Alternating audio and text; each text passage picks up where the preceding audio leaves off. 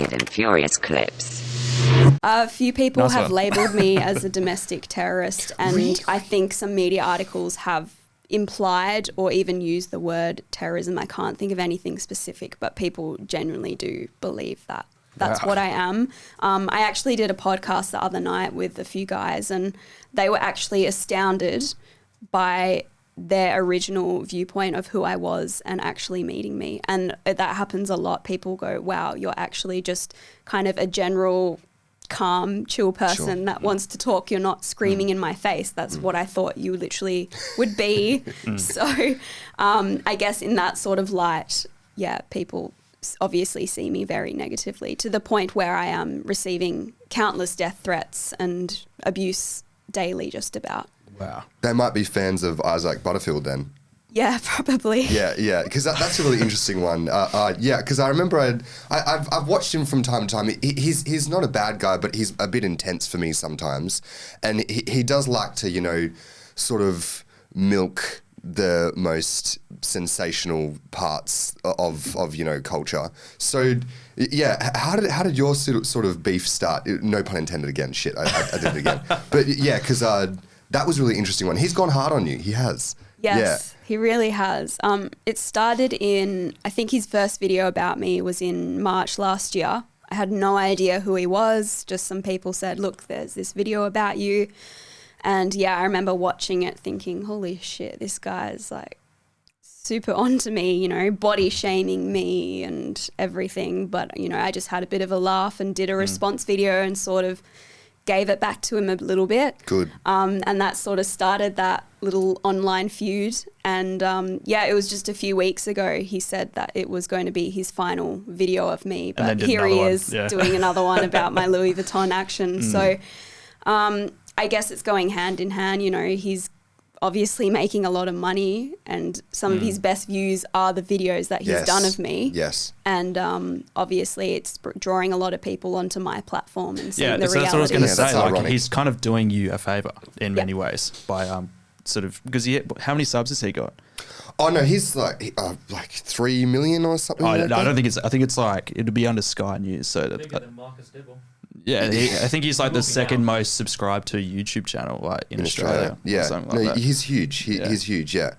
I think he almost got a Netflix special, but he was a bit too spicy with some of his bits, so they canned him, and he was pretty pissed off about that. But I guess it is a bit of a positive feedback loop. Like, he helps you, you kind of help him with giving him good content. Body shaming. So that sounds a bit unfair. How is he body shaming you?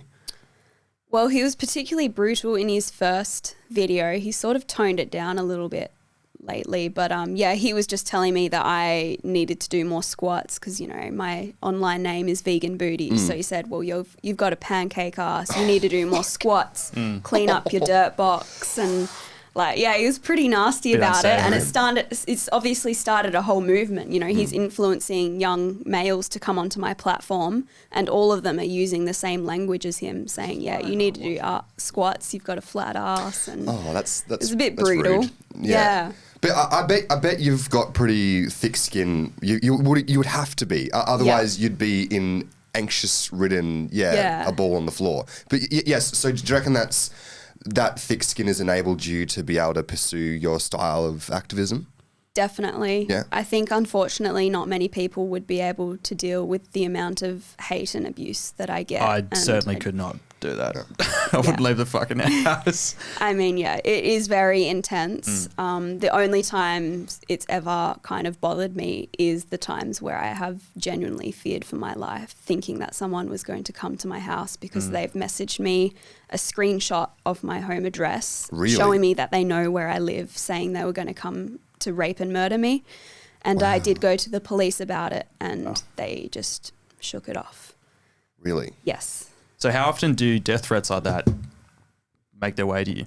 Like, is that an actual common occurrence? It's pretty common. They sort of seem to come in waves. It's really unusual. I guess in the past year, like just over a year now, there's probably been 3 times where I've had a few death threats come through, and I remember it being extremely overwhelming. So Yeah, because that's no joke. No. Like it's all fun and games to have like Isaac Butterfield, talk some shit. Like Yeah. that's kind of meaningless. But then if someone's screenshot somehow finding your home address, that's fucking crazy. That's really intense. Yeah. Shit. Very intense. Yeah, that'd scare me. Jeez. Yeah. Yeah. Wow. Yeah. But not only threatening to murder you, but also to like commit violent sexual acts and That's bizarre stuff like that.